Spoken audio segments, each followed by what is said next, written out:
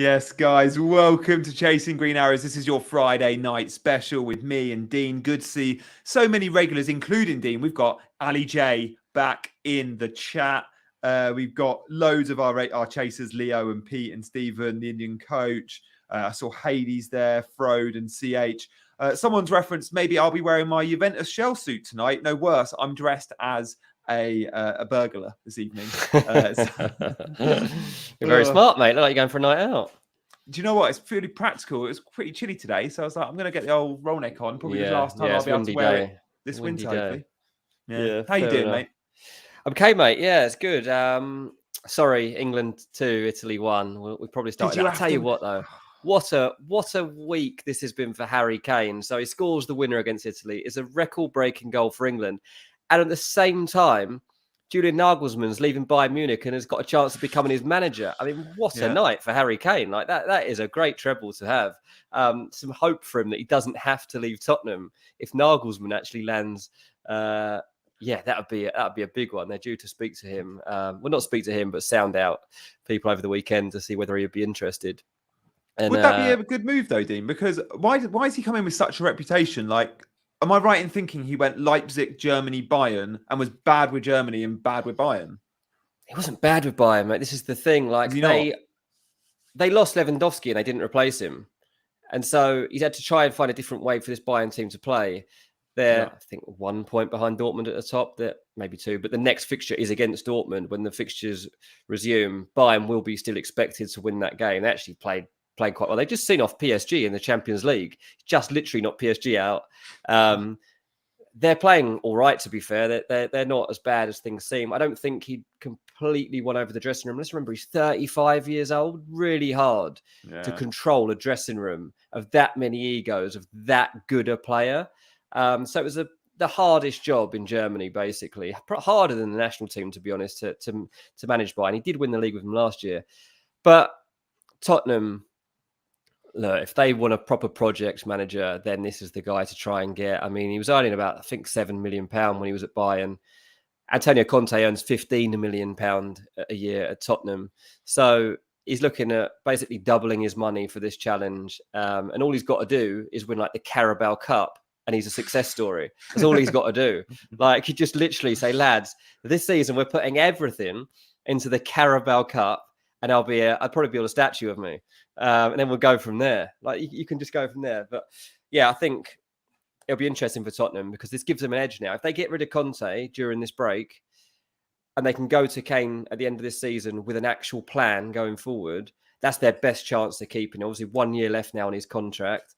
To let him go to a Premier League rival is not ideal, but they've got to consider selling him if he doesn't sign a new contract because you can still get money for him. In a year, you can't. Chat Sports says it's time for Kane to leave. How many managers has Kane had now? And look, it's true, but like Kane doesn't really want to leave. He likes Tottenham.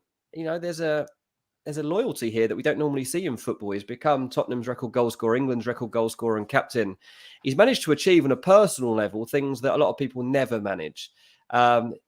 Just that team glory that's missing, and it might not come, but at least if you're a Tottenham fan right now, there is some hope that there's a manager out there that would be exciting to have. Look, if Nagelsmann takes it and he can't win anything either, then you might as well fold the club because it turns out that Poch and Mourinho and Conte and Nagelsmann, if none of them manage to bring a trophy into the club, then yeah, it's time for AFC Tottenham and we start all over again. But we'll have to wait and see. AFC Tottenham, lols. Guys in the chat, good to see so many of you engaging already. This Friday night stream is all about you. And for all of you watching on Catch Up, we've got a 4-hour planned. We're going to be comparing some of the key assets that we will be looking to target between now and the end of the season. But we're also going to be reacting to the double game week announcements of 34, looking at the blank game week in 32, and also predicting using Ben Crellin's spreadsheet who's likely to also double in 37. So we're going to be talking around key targets and that very, very soon.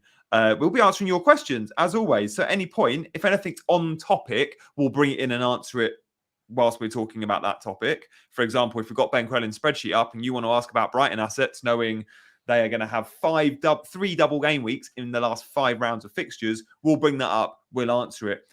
elsewhere, random questions we will get to hopefully at the end of the show. Good to see friend of the show and chaser, Nuclear Atoms, first day of Ramadan complete. Congrats on that, mate, and hope you have a good month. Good to see Mark and Frode and Derek and Pete in the chat as well. And of course, world number one, Ali. I'm sure if you've got a question for him, whack it in the chat and address it to Ali. I'm sure he'll answer it. Back at number one if you buzz him. Yeah, exactly, mate. We're buzzing for it. We really want him to win this now, don't we? Oh my God, yeah. Yeah, it would be awesome, wouldn't it? It would be so cool if he could get this done. But, you know, Ali, I don't know how you're feeling, mate, but is it sleepless nights? Are you going to bed with extra pressure? Are you struggling to get it off your mind? Let us know, mate. I'm interested to know what this feeling's like. Mate, it's depressing that he's so chill, because when we did that deadline stream and it was like 20 minutes to the deadline, there was me panicking all over the place, and it's like I've got nothing to panic about. Well, you have though, haven't you? Because the difference is like you kind of like, this is a career. If you look, Ali might end up having a career at this rate, but at the moment, this is kind of where you're aiming with your job, and like you've got a reputation and socials and stuff for having to be good. Otherwise, people don't take you seriously. I don't have that, luckily. People just tend to come here to laugh at me. But Ali doesn't really. Ali's obviously got personal pressure, but not got the outside influence either. Yeah, so you need to remember that. Fair. Yeah, no, it's fair. What's funny is I often see on Twitter people, and look, some of you guys in the chat will lose sleep from FPL and really worry and sometimes quit halfway through a season because you're having such a bad one. And you can put all this pressure on yourself over a rank. And then I see that sometimes. And on the weeks where I do badly and I genuinely just am able to brush it off, that's not always the case, but certainly this season I'm able to do that way, way more. And I'm like, dude, stop for a minute, look in the mirror, give yourself a talking to. Like, if I can brush it off, knowing it's kind of like my livelihood depends on being quite good at this game, then you definitely can, if you're not creating your own content and trying to build a fan base around it. So, like, genuinely, if FPL does get to that level in your head, then question why it is you're playing. And games have to be fun, and FPL is a game. So just a little pep talk for those that occasionally struggle with the game. Just take a step back. Like, you've got to enjoy it. And I think some perhaps allow it to become a little bit too heavy sometimes, like we do with any game, right? This isn't just an FPL thing. We might have to do a meditation week at some point in the run-in. We'll all just have a moment to just zone out and just like get our heads clear. FPL yoga, that'd be great. Frode says, slap that like button, chasers. Frode, thank you for reminding me. You're quite right. CH and Frode always there to remind us to hit that like button because it helps the YouTube algorithm. And look, we're on 5K subscribers. We really want to increase that, so please do hit the subscribe button if you're a newbie around here. Tony says, floats like a butterfly, stings like a bee, our CJ talisman, his name is Ali. Awesome work. Love it. He is our leader, that's for sure. Yeah, and no doubt he will be back on the show in the not too distant, certainly before the end of the I wonder how many people are going to start to like shadow his team. That's what I'm starting to wonder. I know like a lot of people like to be single-minded, but at this stage of the season, when you just want a good rank, I have to admit, part of me is like, just going to check in on Ali every week and make sure I'm not too far off him. Yeah, well, you both had Felix. You both went there. Yeah. We've got our loads to get through in our tips and chips today. So I guess the first thing we're going to address is the blanks and the doubles. So let's load up Ben Krellin's spreadsheet with our first feature of tips and chips.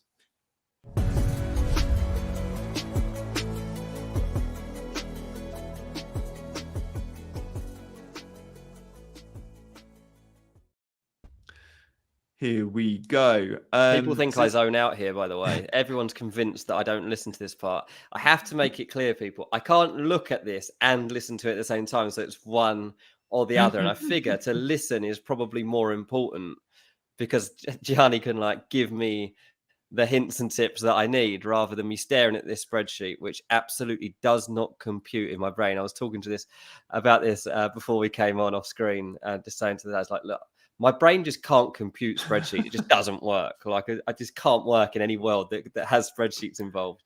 So that's why I have to listen. And if you see me like I've switched off, I haven't. I am listening, I promise. Glad to hear that, mate. Glad to hear that. So this is fresh off the press. I've not fully absorbed it, and I've purposely saved myself. Pete says Dean loves the spreadsheet. Yeah, I've saved myself to go, let's react live to it. So just bringing up Alistair's comment, and look, if you've still got lots of chips left, whack in the chat what your chip strategy is. If you've got a wild card, for example, I'm intrigued. So free hit 32 now makes so much more sense as Alistair. But what do you do if you're chasing? Go for obvious strategy or punt on something different. So let's address that 32 first and foremost, and then we'll move on to 34, 6, and 7. So 32, the reason why the free hit appeals for those that have got it is, we know, let's look at the teams blanking. Brighton, we definitely want triple Brighton. So we're going to go into 32 with triple Brighton because look at their fixtures after that. Tons. We're probably going to have a couple of Chelsea players. We're almost certainly going to have Haaland, maybe another City player. And we're definitely going to have Rashford +1 and maybe +2 other United. So already we're looking at like 6, 7 players that miss out in 32. So it makes absolute sense to free hit. For me, even if you're chasing, I still think that's a good strategy. You maybe just have to take some punts on your double game weeks to go, I'm going to take a 4-point hit to bring in, I don't know, a double Liverpool attack in 34. No one will have double Liverpool attack for Tottenham Fulham, but maybe you could. Decisions like that. But 32 free hit, if you've still got your free hit, does make sense. And if you don't have your free hit and you're not using it in 32, then the assets you might want to offload is possibly a Chelsea player or two, because they don't double until likely now 37 after that, because there was talk that Chelsea would double in 34. And if they did, you'd be reluctant to sell. But now doubling in 37, you can probably sell a couple of Chelsea. You're not selling your Brighton. You can probably just make sure you've only got Haaland and not any more City. And likewise, you might go a little bit lighter on United and recruit United again in 33, 34. So I definitely think you can navigate it without a free hit, but I just think the optimal move for me. Paolo said he used his free hit in 28. He's now going to wildcard 33. Makes sense because he can dead end his team in 32. Then he'll bench boost in 34. Makes complete sense to bench boost off the back of a wildcard. So you've got 15 fit players. And then you triple captain in 37 when Haaland has a double game week. It's Chelsea Brighton. It's not the best, but I'm guessing you're more likely to triple captain Haaland than any other player. So yeah, they're all good options, mate. I like them. Thank you for sharing, nice. Paolo. Yeah, that's nice to have this move. Yeah, he saved all his chips. Fair play. And look, Ali, world number 1, he's still got loads of his chips as well. Nuclear's looking at saving the free hit for 37 because he said he learned last season rotation will take place during the end of the season, and it does, Nuclear. And if you're well set for 32, you can navigate 32 without your free hit. I get it. I don't think I can, and I don't think I want to, but I own probably more of those blank game week players than most. Like I own triple Chelsea. I don't think many do, for example. Okay, so let's look at the 34 doubles. These are the fixtures announced today. So Brighton, really nice double game week. Dean, let's talk a little bit about Brighton before we go through the other doublers in 34. They have 3 double game weeks in the last 5 game weeks, and they're single game weeks at Everton and Villa. Having triple Brighton is obviously going to be key, but is having the right triple Brighton even more important? And the way McAllister's been playing, is there an argument to say we should be trying to get in triple Brighton midfield? If you do that, you have very little space to accommodate other midfielders, but they've been obviously playing very well. I've got double Brighton midfield and Estupinan. Yeah, same. I've got double one and Estupinan. And Estupinan is the one that you're like, is that the one that you get rid of before then? Like probably, like he's not the one that I love having right now. I'm just looking to see actually my other options with Brighton. I just want to double check the pricing on.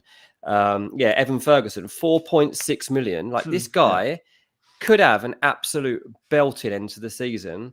And most of us all have this one spot up front that we're not that fussed about, right? It's been a problem all season. Like who's your third attacker? Who's the difference maker?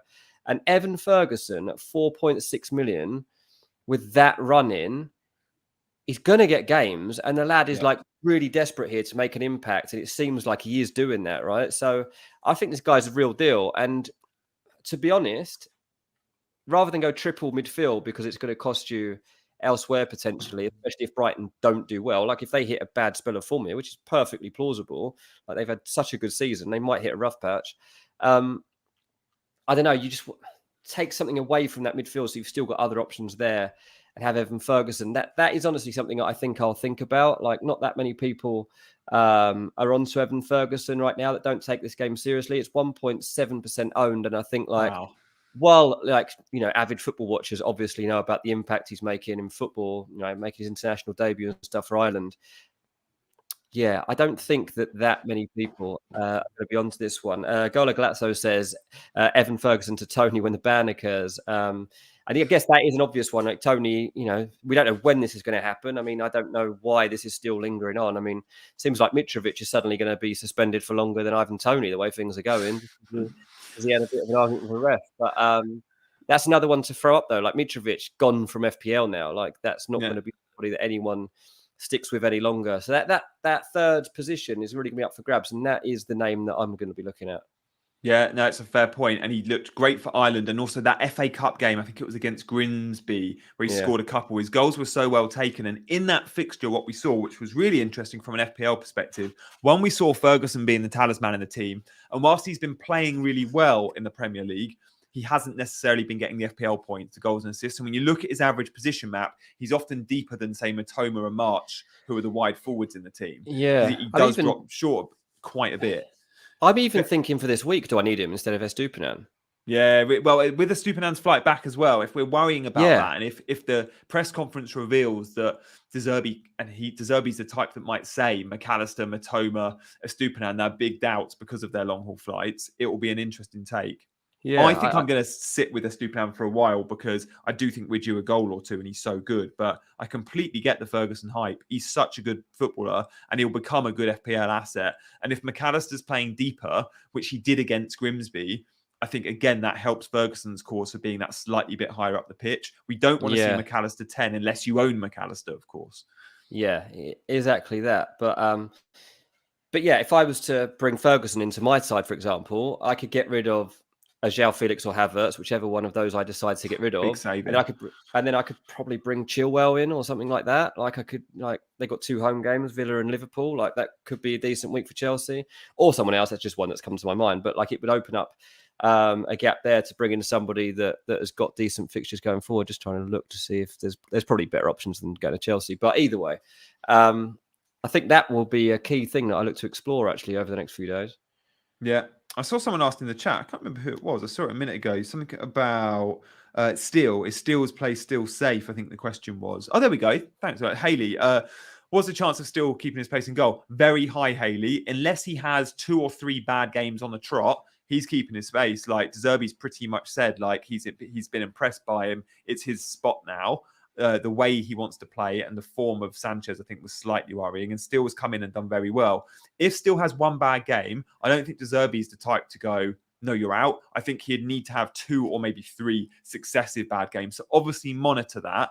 But for the time being, if you own Steele, you're very happy. Would I be going to buy him in terms of my third Brighton asset? No, I'd look at Estupinan or Ferguson or that third midfielder before going there because there's a chance he doesn't keep his space till the end of the season. But for the next few, he's definitely got it. Let's move on from Brighton. Fulham have a double, which we're not overly interested in because it's City and Liverpool.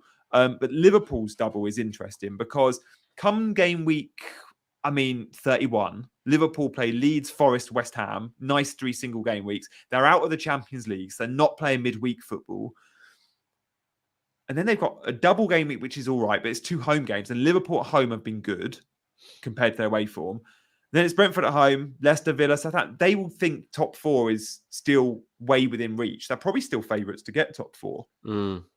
Salah back on everyone's radar. Do you reckon, Dino? Is he just too expensive to? I wouldn't touch him. I wouldn't go. I honestly don't think I would go Salah anymore. Like I just think it's too risky for too much money. It's a lot of money. It's a lot of money, but I think there are definitely options there now. I haven't checked on where Luis Diaz is at right now, but like it seemed like might be coming towards a period when he might become an option again. Darwin might even be worth a roll of the dice. I mean, that considering Leeds, Forest, West Ham, Tottenham, who knows what you're going to get.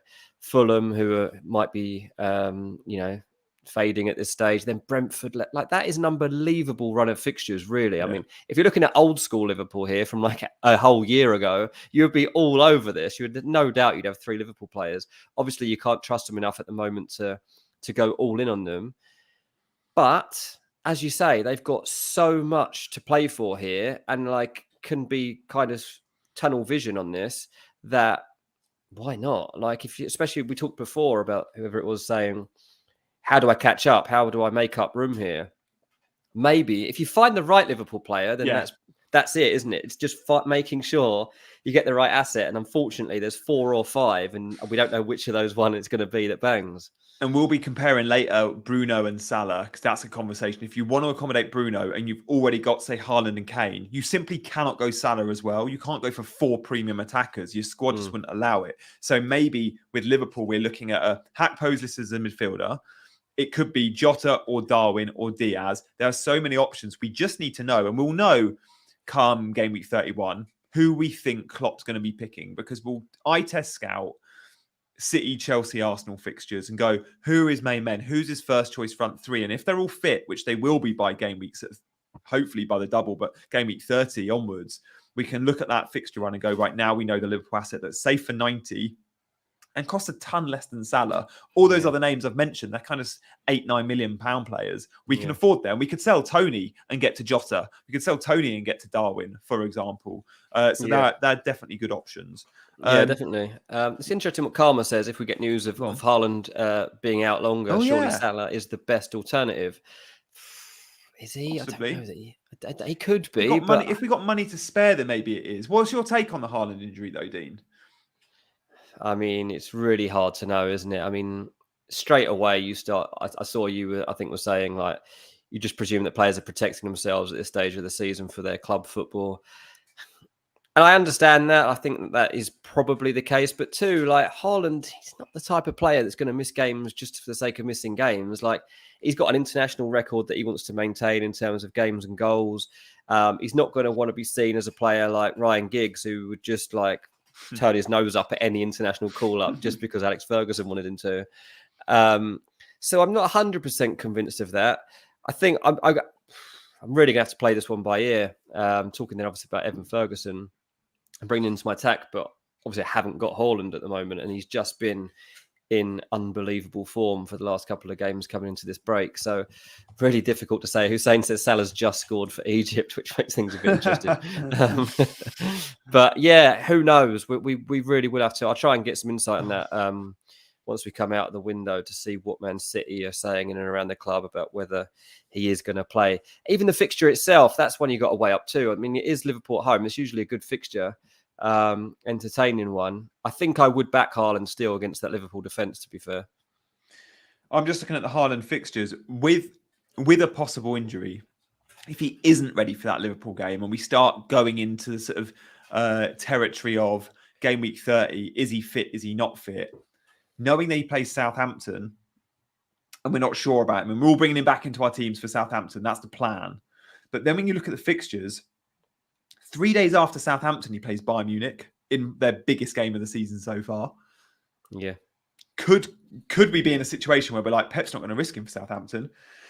He needs him ready for Bayern. And then he plays Bayern twice in a week, wedged between the Leicester game. So does the Leicester game become risky? Even if he's sort of fit, it's like, oh, does he need wrapping up in cotton wool? Because he plays Bayern. And then after Bayern, 3 days after that, it's the semi-final of the FA Cup. Yeah, it's Sheffield United, but it's a Wembley game. It's a cup semi. You're going to think Klopp's going to want him for that. But at the same time, he's also chasing a league title. So I do think we're going to be in a position come game week. If Haaland doesn't play against Liverpool, then it's going to be squeaky bum time for managers. Do you bring Haaland in versus Southampton and Leicester, knowing we're not guaranteed starts because he's missed a Liverpool game and Dortmund's wedged in between those fixtures? Or do you concentrate your efforts elsewhere? It's going to be really interesting because the plan for everyone at the moment is bring Haaland back in for game week 30. Yeah, absolutely. Yeah. Or even 29 if he's fit. So it's a dilemma, and it's going to be a hard one to turn down because Southampton, he could absolutely go to town, couldn't he? If he starts that game, Southampton at times are abysmal, so he could really, really eat him up. Haley says, Dean, will your boy Solomon get more starts when Mitro gets his ban? Not necessarily, no. I mean, Carlos Vinicius takes Mitro's spot when he's not around. Typically, he's just honestly a much worse version of Mitrovic, Carlos Vinicius. So he's a big lad, unbelievably. He gets bullied a bit somehow. He just can't hold the ball up as well as he should be able to. But basically, the presence is what Fulham tend to look for, and then the players still make the same runs off him. They just hope that the goals will come from elsewhere. I still think Solomon could get a lot of starts from here on out, especially you've got to consider Willian was actually sent off in that game. So Willian will be obviously suspended when we come back. So Solomon will definitely be starting the next game for Fulham at Bournemouth. And that is a game that Fulham will still expect to win, even without their manager and Willian and Mitrovic. It's actually a bit of a rivalry, Fulham and Bournemouth. Just from the last few years, we've been battling for like titles, and then they took our manager Scott Parker, and we were like, thanks for that. And then they had to get rid of him too. So yeah, it's quite a big game. Haley, and look, Dean, close your ears. But for me, swerve all Fulham assets now. They are done.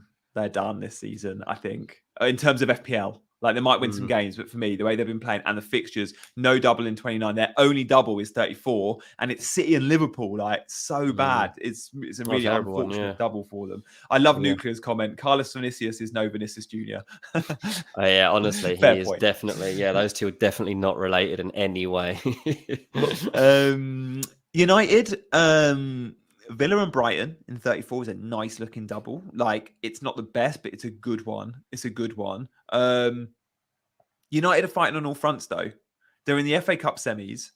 They're in the Europa League. And if they progress in the Europa, it's midweek. Like, you're only going to be picking players from United that you know are completely safe, which puts me off punts on players like Sancho, who I'd really like to have a punt on. But he'll be in 1 week, out the next, because he won't be considered kind of that core group of 4 or 5 guaranteed starters. And we can name them. Like, Bruno is one and Rashford is another.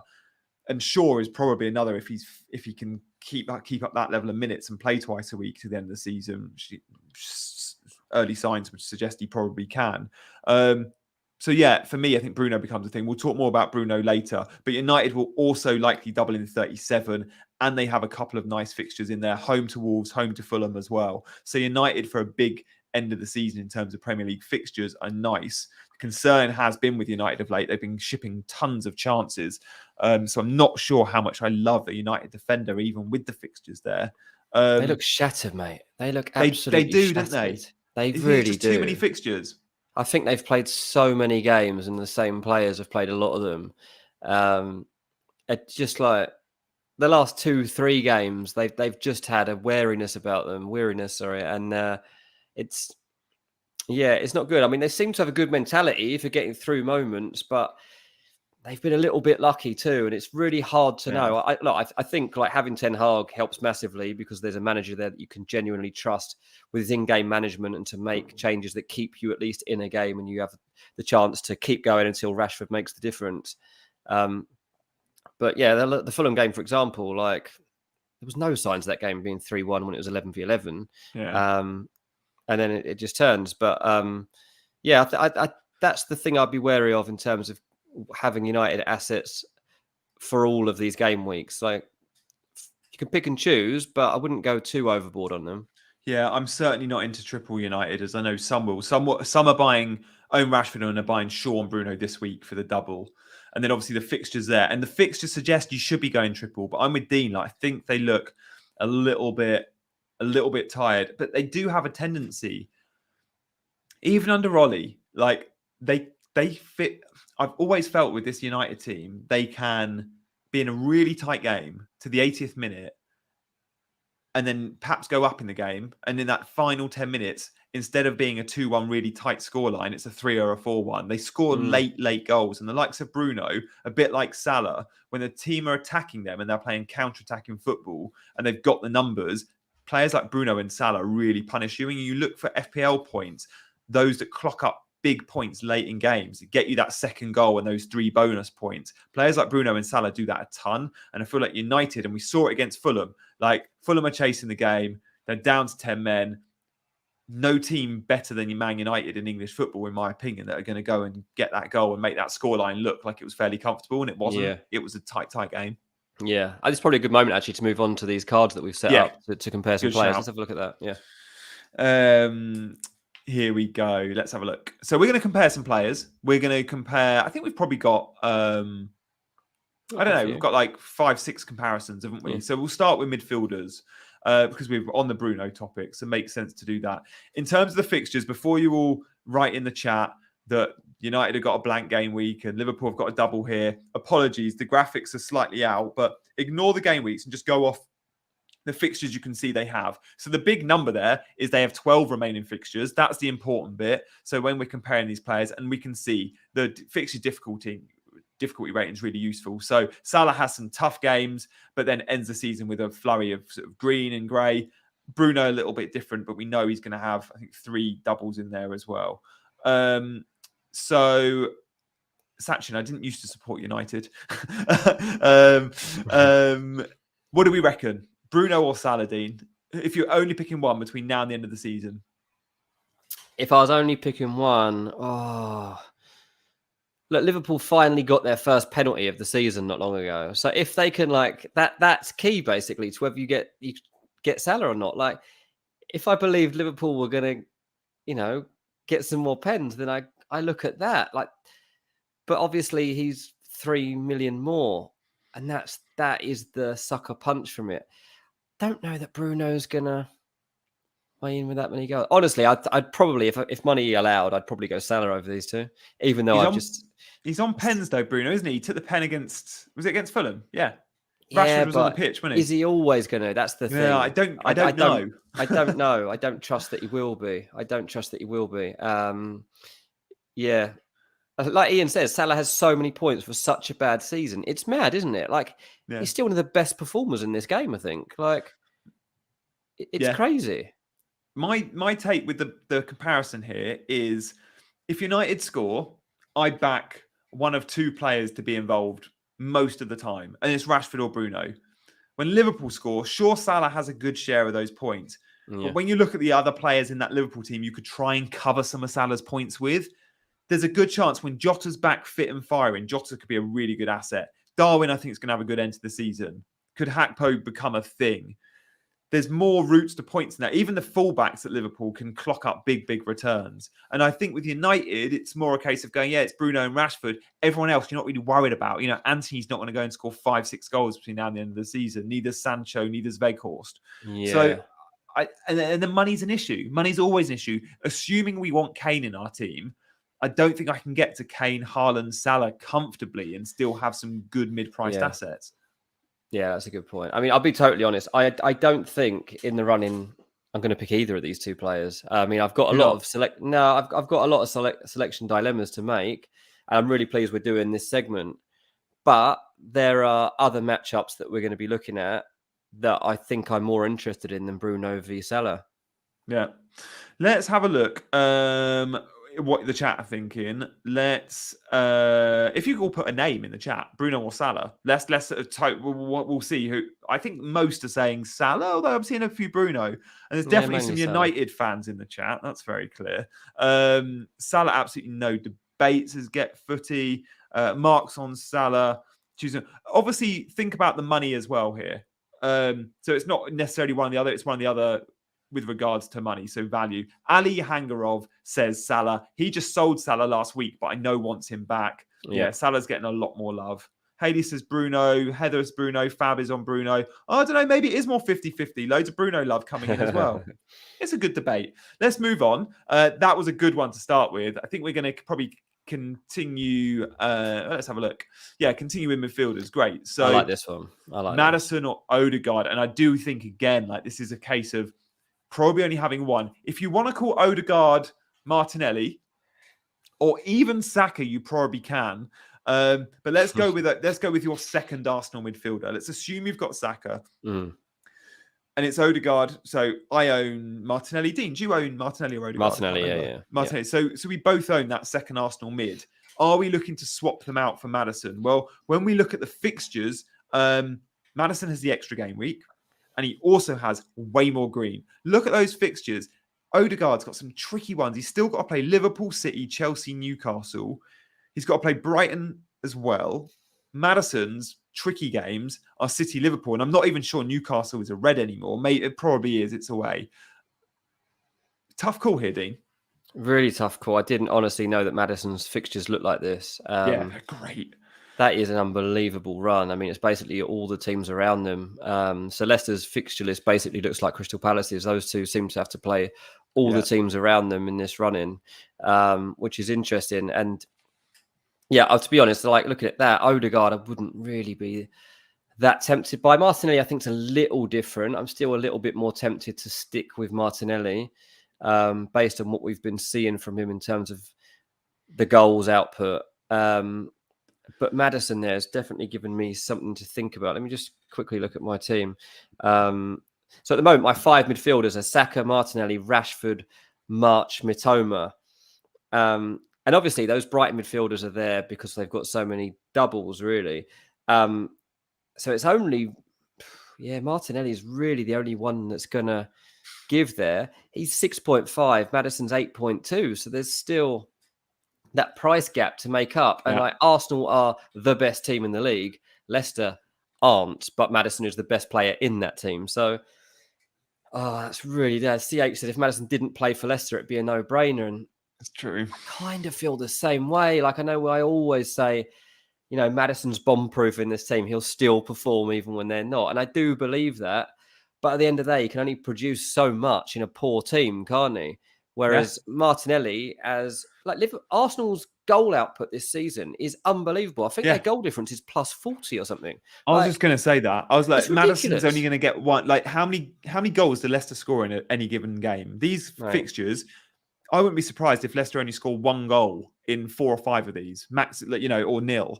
Yeah, Arsenal score 3-4 goals a game. It feels like they do. So to sell Martinelli, a lot of their goals, a lot of their games, especially at home, are ending in 3-goal hauls, and that is something you have to take into account. I'm just trying to get up. Leicester's goal difference is -9 compared to Arsenal's being 40.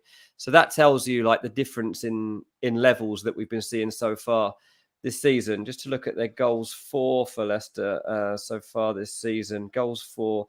They scored 38. So they are literally scoring a goal a game. Leicester, if we were over the course of the season, like we're obviously 10 games short, so a bit over, but generally not much to say there. Frode, is Maddison going to Newcastle?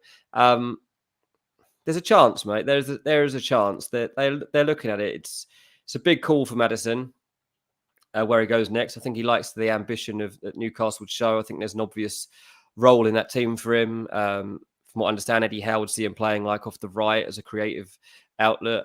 But if there's an offer from London, I think he'll be tempted. Like if the Tottenham did come in, say Nagelsmann's at Tottenham, and they make an offer, I think he would go there instead. But we don't know yet if that offer is going to come. So we'll have to wait and see. But yeah, that's the other thing to throw into this. Probably Maddison's last season at Leicester. Like he's been a good servant to him. He does love it there. He loves Brendan Rodgers too. So he probably will want to go out of a bang. If I had a free hit, you were playing it, I don't know, say, we're talking about people playing their free hit, like 32. Yeah. 32 free hit, I'd say probably, yeah. I'm looking at selling Martinelli this week, which sounds mental. It's the same question as Odegaard, effectively. We put Odegaard in because it's higher ownership, but maybe Martinelli would have been more topical because he's been getting points of late. And the chat all think sell Maddison for Odegaard. And I'm going to assume you're saying similar for Martinelli. Yeah. But I am massively questioning. I'm like, why am I selling Martinelli when he's got when his team are scoring 3 goals a game, even with those tricky fixtures? But I just like the double, so I think I'm going to go Maddison and keep Saka. I can't keep Saka and Martinelli, so with a heavy heart, I'm going to be selling one of these Arsenal mids for Mads because I just love those fixtures and I love the narrative of his last season. Come game week 35, Fulham, Liverpool, Newcastle, West Ham. It's tricky. I'm just looking now to see if they double. Hang on, so Leicester don't double after. Leicester only double in 29. They don't blank either. So again, maybe I ditched them in 35, which, by the way, Arsenal end the season with City, Chelsea in 33, 34. Not interested. I can go without Martinelli, but going Maddison back to Martinelli for 35 or 36 when they have Newcastle, Brighton, Forest, Wolves to end the season versus Maddison's Liverpool, Newcastle, West Ham. I can reverse that switch. I would normally, on my mind. The problem is, I actually think like Martinelli having him for particularly the Chelsea home game, no problem with that at all. I think Arsenal actually will win that game reasonably don't say convincingly, but you know what I mean. Like, there's a good chance that Arsenal win that game. Like the We're way hurting that they're each playing. other today, mate. We're hurting each other. I said Fulham were done. Well, you're probably right on that. I didn't really argue with that, but the way that Arsenal are playing, it's just so hard. I don't think I'm getting rid of Saka or Martinelli. Like, in my heart of hearts, I think I'm too scared to ditch one because the other will be the one that produces. That is what's happened to me all season long. When I've picked one or the other, I've got it wrong. They're in the home straight going for a Premier League title. They are playing the best football in the league. They've got some nice fixtures here. I'm willing to take the gamble that even if they have a couple of bad weeks, the good weeks are very good. That's what I've got to prime bear in mind here. Like, those greens look very green to me on the Arsenal side. That's the thing I'm trying to remember. Like, you know, sometimes the doubles can cause the lines to be blurred a little bit, and you're like, yeah, I want 2 weeks of this player or that player instead of 1 week of Maddison or Martinelli, and it's like, not at the moment. Not at the moment. Mikhail said, Dean, that's why you're so bad at FPL. I'm not that bad, mate, but yeah, maybe. Torben says Maddison. No, sorry. Someone asked about Maddison. Yeah. Do you prefer Maddison over Bruno? Says Michael Scott. Yeah, absolutely. Let's move on because we've got, I think, 4 or 5 more to get through. We want to have time for answering your questions. But yeah, Maddison easily over Bruno for me. I might go both. Diaz or Chilwell. Look, when we're doing this, it doesn't necessarily have to be Diaz or Chilwell. This could be Laporte, Ake, Akanji, or it could be Reece James. So do we want a City defender or a Chelsea defender? Same sort of price. I want both, and I think it's possible to get to both. But what do you reckon, Dean? Because even sort of spread in terms of fixture difficulty, City have the added complication of FA Cup and Champions League. Chelsea do too, but City are more likely to continue in the Champions League longer than Chelsea. And there's rotation there, but they are going for the big one. They've both got 11 fixtures left to play. And in terms of double game weeks, City double in 34 and 37. Chelsea double immediately in 29, but then again later in 37. Yeah, generally, like, as just a straight one-off hit, I would go Chilwell ahead of Diaz. Like, I love the way that Chilwell's playing. I think the way that he's involved now with Chelsea's formation, like, suits him so much better. He seems to be happy in that role. So pleased to be back playing football again, obviously, too. Haley says not touching City defence. I'm not sure I'd go that far, but I have much more faith in Chelsea. One, keeping clean sheets at the moment, but also Chilwell get involved at the other end too, and that would lead me to picking him. One thing I'd say about City defence is they've been conceding sloppy goals, and they've had a lot of sort of 1-goal games where they've conceded. However, of late, they've been keeping clean sheets, and a lot of that has coincided with Diaz being the most reliable FPL asset in that defence now. And when Diaz was out, it was really difficult. Loads had a Kanji or Ake, and we was kind of moving around. Plus, they weren't keeping clean sheets. But historically, the City defence in the last few seasons, make no doubt about it, has been the best defence in the league. And we don't often associate City with great defending, but they concede very, very few chances against them, which is why I've always said Ederson's a terrible goalkeeper in FPL, because he never gets save points, and therefore he doesn't get bonus. The best case you get with Ederson is a 6. Now, the defenders don't come with the same upside as a Chilwell or a Reece James. And if I'm picking one or the other, I would say Chilwell or Reece. But I still think there's an argument to say City are really good value for money at the back if you're spending 5.9 million on Diaz, who's absolutely nailed. In the Premier League, in the last 5 games, Diaz has played 90 in all of them. Yeah. Diaz is going to be the first name on the team sheet in the back line. I genuinely believe he's a leader as well. He's a bit of a captain in that team. And look, they've kept clean sheets in their last couple. But yeah, they have conceded a few sloppy goals. Like Bournemouth, they're cruising. I think they were 4-0 up. They lost the game. They won the game 4-1 in the end. You know, clean sheet wipeout. They conceded to Forest recently. But the last 2, Palace and Newcastle, 2 clean sheets. And I think they will continue. In these games remaining, I'd expect from those 11 fixtures, genuinely, I wouldn't be surprised if City kept clean sheets in 6 or 7 of them. Really good fixtures. Yeah, that's a strong shout. But yeah, you're probably not far off, to be fair. Yeah, they're underrated FPL assets because everyone's so scared of the rotation there that we tend not to want to buy too many City defenders. But for me, I like them. Nice. Let's see the next matchup. Yeah, here we go. It's good. I've forgotten who we keep matching up now. Oh, Estupinan, be sure. This is actually a very relevant one for me. 13 games. That's a lot of games to have left. Obviously, we now know the doubles too. What's the argument here for switching? Because I would automatically, I'd be like, well, I need 3 Brighton assets. Like Estupinan's obviously already in my team. Why would I switch him out to Shaw, who's more expensive, maybe plays for a slightly better team, but Man United have other things that they're aiming for this season? Yeah, I don't think you would unless you were chasing that third Brighton asset that you really wanted to get, like say a McAllister or a Ferguson. And if you really believed in that Brighton attack, that you wanted triple Brighton attack, there'd be an argument to sell Estupinan. But you could argue with Estupinan, you still are covering that attack because he is so attacking. He is. And the fixtures are there. Like he's got 4 double game weeks between now and the end of the season. Luke Shaw has 3, and loads in the chat are saying both. And they're both really good value. But my argument with Luke Shaw is I think I would prioritize a City defender over Luke Shaw. Now, City have 2 doubles versus United's 3.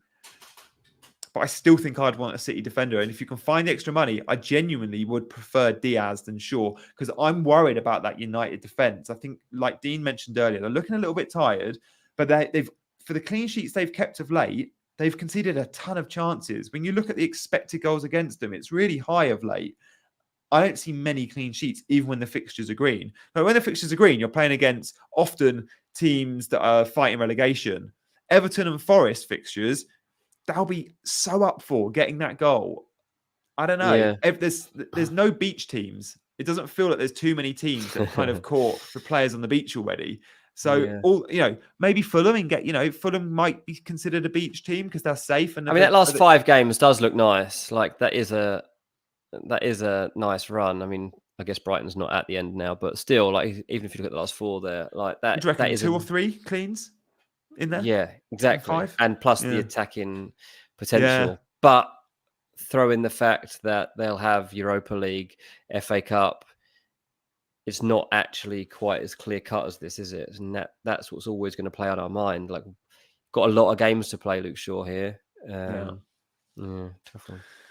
Yeah, it is a tough one. And historically, Luke Shaw has been a sort of player that does pick up knocks and isn't the most robust. But of late, to be fair, I shouldn't really be questioning that he can't play twice a week because he's shown he can. But I do wonder how. He's also got a good rotator, hasn't he? He's got someone that Ten Hag actually trusts to rotate his position. Not many players at that level have somebody that the manager's happy to leave them out for one game. Like, especially these fixtures that we're looking at, say West Ham, Wolves, Bournemouth, Fulham. You'll play Malacia in any of those, I imagine, like without too much fear of dropping off a level. So that's the other thing I'd probably be scared of. And they might be safe. United could hit game week 35, 36 going, we're not winning the title. We know that, but we're guaranteed top 4. So actually the priority has to be FA Cup and it has to be Europa League. But let's see. Yeah. So I'm with you there. I think there's a good chance. We see the right backs with Dalot and Wan-Bissaka rotate probably slightly more than the left backs, but we could see, Malacia start two or 3 of the games from these 12 here quite comfortably. Yeah. Let's have a look. Moving on. I think we've probably got a couple more. Watkins versus Tony. I mean, loads will own both of these. Loads own Watkins, Tony, Kane at the moment. But let's assume you only own one or the other. I mean, Tony is 1 yellow card away from a 2-match ban if he picks it up by game week 32. And obviously, he's got his court case whenever that happens or whatever. I don't know. Do we have an update on that, Dean? We don't, do we? We don't know what's going on there. I mean, him making the England squad was probably a positive sign for that ban, I would have thought. I don't know. Yeah, I mean, the ban's supposed to come in April, from what I heard. So, that's when the anticipation has been around it kicking in and then it being a 6-month ban. That's been the whisper of what his punishment's going to be here. But until that's confirmed, we really don't know. Until that time, he's looking like one of the best assets in the game still. Watkins is getting a lot of chances, and he does seem like the focal point of this team is meant to be. I spoke before about how since Danny Ings left Aston Villa, literally the next day, Watkins rose about 5 levels in this team. So that is something I'm a bit wary of. Don't totally trust him to convert the chances that he's getting, but he does get them, and he's starting to convert them since, as I say, Ings left. So it's just a case whether you think Villa are actually going to have a strong end to this season or not. Really hard for me to trust him. But he's not a bad value player at 7.5 at all. Yeah. The answer for me here is Kai Havertz. But let's move on. Yeah, I've got Kai too, and I don't think I'm going to be getting rid of him. I should have had Kai v. João Felix. Oh, here, he's but, back. We've got Kai. We've got Kai. And it could have been João Felix, but we picked Isak's these and we've forgotten who we've picked. This is how good we are. Isak's a good one to be talking about, though, because he had a really good game week. No, was it the FA Cup? No, when did he play last? No, it was the game week 28. I think the Friday night game. He scored 2 goals against Forest, didn't he? Yeah. And there was a lot of excited managers on FPL Twitter looking at him because he's got good fixtures coming up. He's got 12 fixtures, which is one more than others. He's got 2 double game weeks. So he doubles in 29, United and West Ham, and he doubles in 36, which is Leeds and Brighton. I don't know. I think Isak and Callum Wilson will share minutes. I don't think we're going to see both of them starting too many games. And yeah, Isak's got that spot at the moment, but we'll see a lot of early subs in games he's not playing well in.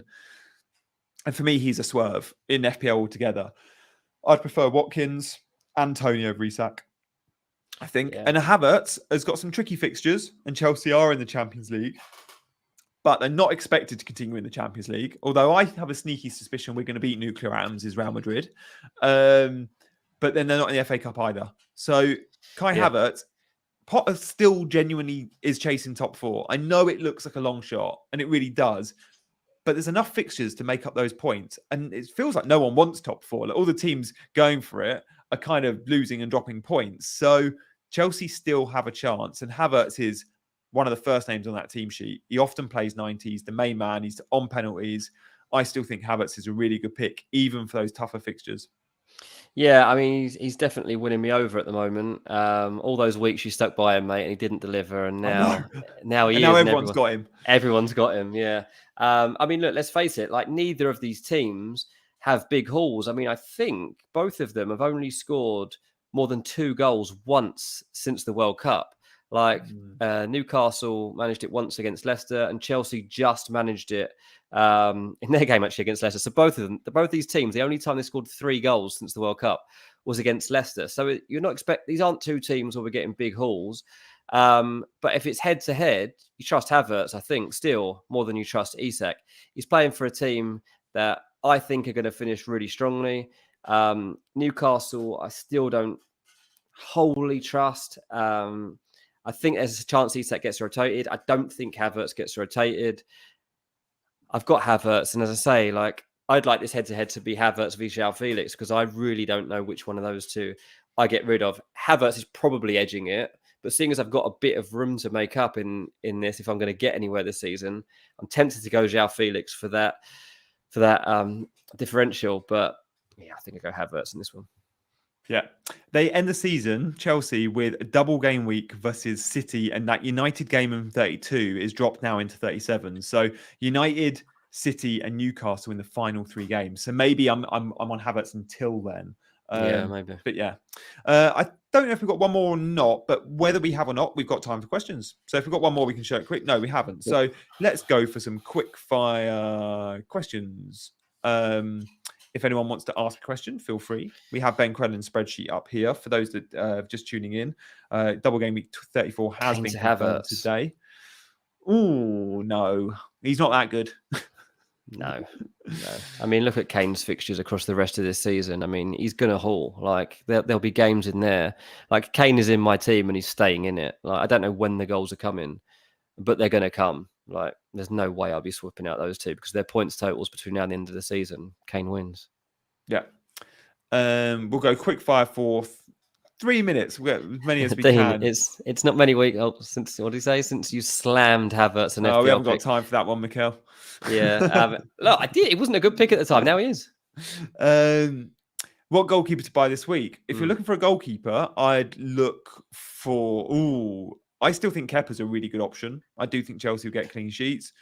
I don't know. It's a lot of people are asking about what's a Ward. I've seen Finley's just said best Ward replacement. I saw somebody else earlier asking about Leicester backups. Pope is still an option. He's got a couple of doubles in there. Yeah. I wonder if... I don't know. I wonder if De Gea's an option because there won't be rotation in the goalkeeper spot at United. Yet Shaw could miss some games because of the fixture congestion. don't know. Yeah. It's not a great spot to be recruiting from. Stiang, how many hits to get a bench boost -8 or -12? No more. Don't go up to -12. That would be unless it's all for doublers and you're on singlers. -8 should be more than enough. Yeah. Just saw a question from Pete pop up actually at the bottom, which I'll address because I know a little bit about it. Nobody's talking about Palace, but that's a nice run of fixtures. Zaha, honestly, Palace defenders is something we haven't talked about at all. On this. Clean sheets Zaha, guaranteed. Their fixtures are unbelievable for a Roy Hodgson run-in. If he can genuinely turn off the taps and stop this team from conceding goals, which is his absolute speciality, then they're done. If you draw, he's only got to draw 9 games and they're staying in the division. Like he could get 9-0 here and Palace are staying in the top flight. They won't, but there'll be very small margins in Palace games is what is expected.